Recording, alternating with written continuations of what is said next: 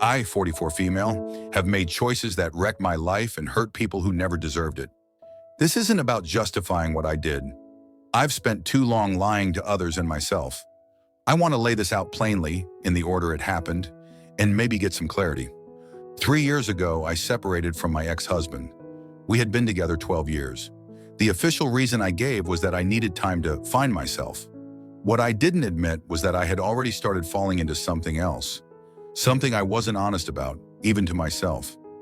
I had reconnected with someone I knew in college. I'll call him C. He was bold, impulsive, said all the right things.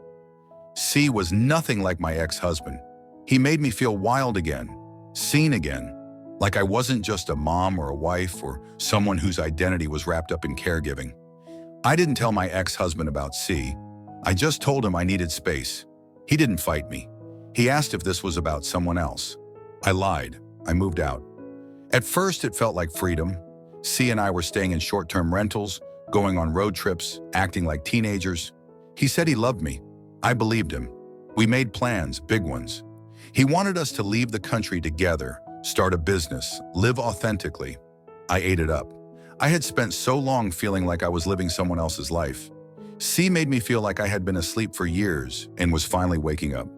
Meanwhile, my ex-husband was trying to parent our daughter alone, a child with significant needs. I saw her less and less, convincing myself that I was doing the hard thing now, so I could show up better later. I believed in the fantasy. I clung to it like it was oxygen, but it didn't last.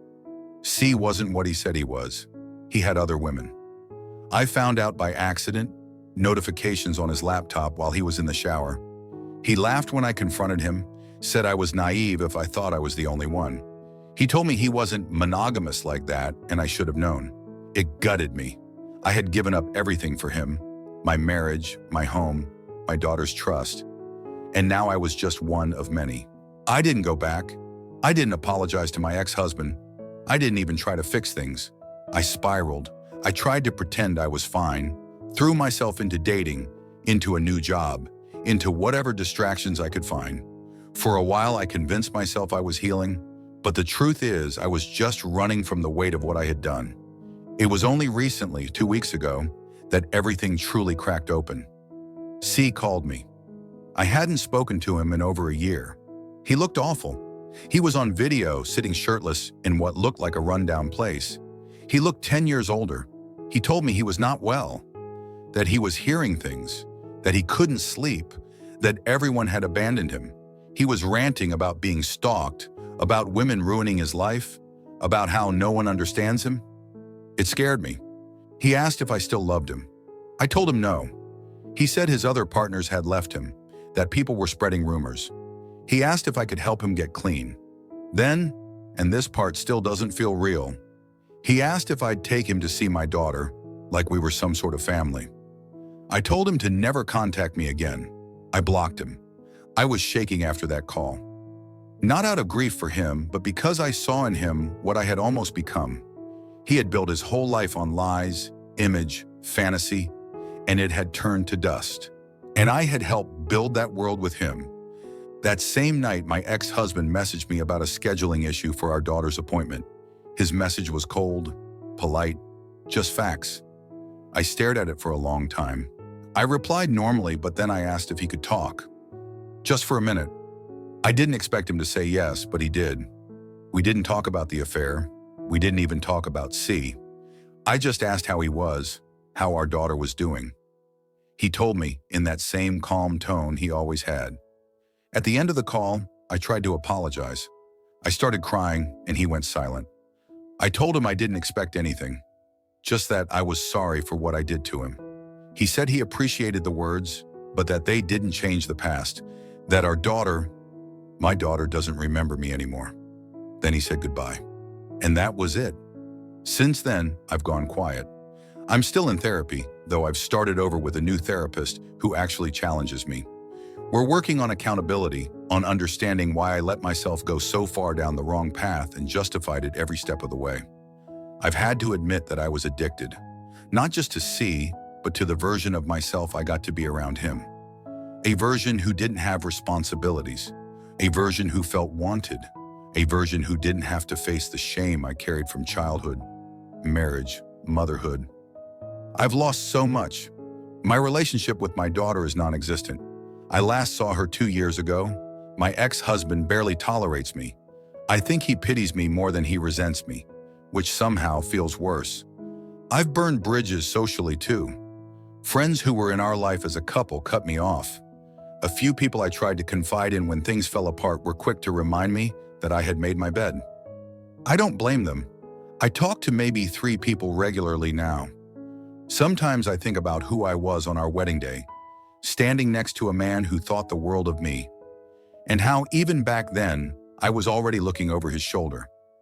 That version of me, impulsive, emotionally avoidant, desperate for attention, she's still in there, but I'm trying to quiet her, trying to understand what she was afraid of.